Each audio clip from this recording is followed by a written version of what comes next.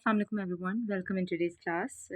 Okay, I'm really very sorry for uploading this video very late. क्योंकि I was preparing for my interview, so मेरे पास time नहीं बचा कि आपकी मैं वीडियो को अपलोड करूं. But in this week, inshallah, I will be uploading videos on the daily basis, inshallah. अच्छा जी, पेडागोजी में हम चेंज मैनेजमेंट पढ़ रहे थे. मैंने आपको चेंज मैनेजमेंट कैसे होता है मैं आपको ऑलरेडी पढ़ा चुकी हूँ. अब हमारे पास एक मॉडल है चेंज मैनेजमेंट का इन स्कूल इम्प्रूवमेंट. ठीक है, स्कूल को जब हम इम्प्रूव कर रहे होते हैं या एजुकेशन सिस्टम की इम्प्रूवमेंट हो रही होती है तो हम चेंज को कैसे इम्प्लीमेंट करते हैं. एक मॉडल है जिसको हम एडकार मॉडल कहते हैं. ये लोगों की मतलब एक बनाई गई, आप कह सकते हैं एजुकेशन सिस्टम में एक बनाई गई जो है वो एक चेंज मैनेजमेंट है. अब ये लोग करते हैं, ये आपके पास चेंज कौन लाता है, लोग लाते हैं. ठीक है, द पीपल अप्रोच है ये. So what is ADKAR, let's have view on it कि एडकार होता क्या है आपके पास. देखें, सबसे पहले ये एब्रीवेशन है डेफिनेटली. आपके पास A stands for awareness of the need for change, and D is desire to participate and support the change, and K is knowledge on how to change, and A stands for the ability to implement required skills and behaviors, and R is reinforcement to sustain the change. अब हमारे पास ये approach क्या कह रहा है कि हमने कैसे चेंज लेकर आना है. ठीक है, अब इसको वन बाय वन हम डिस्कस करते हैं. आप इसके नोट्स अपने बना लीजिए रिगार्डिंग अवेयरनेस, एग्जाम्पल पुट कीजिए, उसके नीचे मैं एग्जाम्पल आपको भी देती हूँ.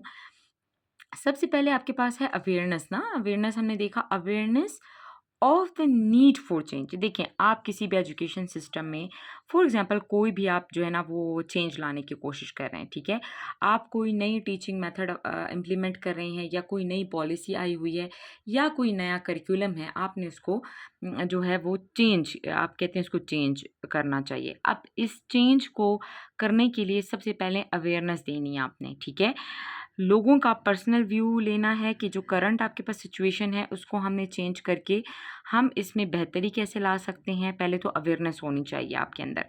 ठीक है, और लोगों के अंदर.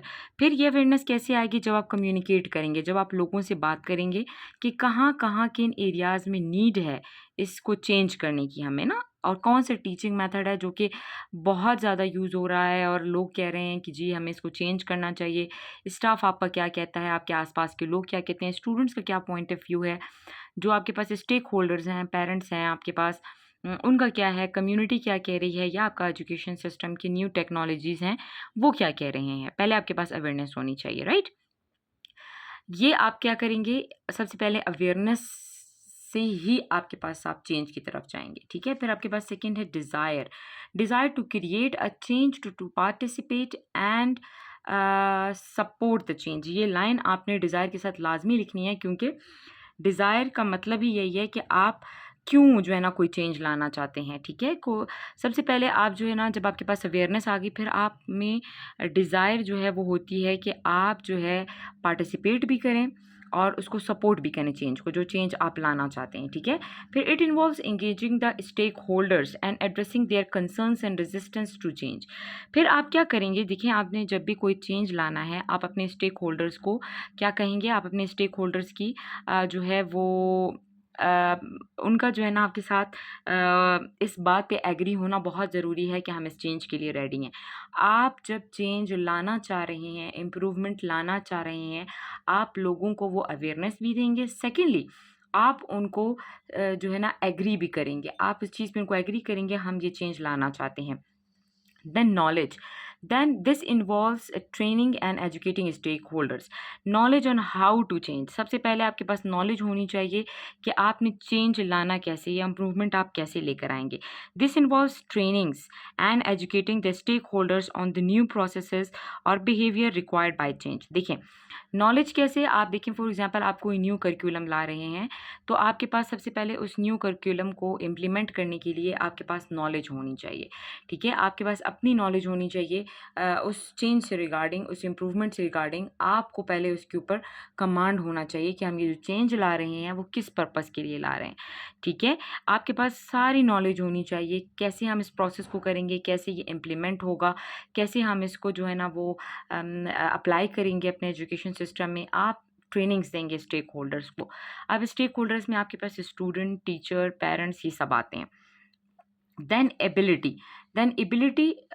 that involves what to implement required skills and behaviors. इसमें आप क्या करते हैं कि ये आपको स्टेक होल्डर्स को जितनी भी स्किल्स आपने देनी है, जितनी रिसोर्सेज देनी है कि वो इम्प्रूवमेंट लेकर आएँ। फॉर एग्जांपल आप जो है जैसे आपके पास था ना सिंगल नेशनल करिकुलम जो हमने इम्प्लीमेंट किया, वो पूरी तरह से इम्प्लीमेंटेड क्यों नहीं है? इसलिए नहीं है क्योंकि हमने एडकार नहीं किया। ठीक है, हमने क्या किया, हमने अच्छा हमने वो जो चेंज तो लेकर आए, हमने जो है ना वो वन सिंगल करिकुलम हमने जो है वो कर लिया, ठीक है, कि हमारे पास ये चेंज आना चाहिए।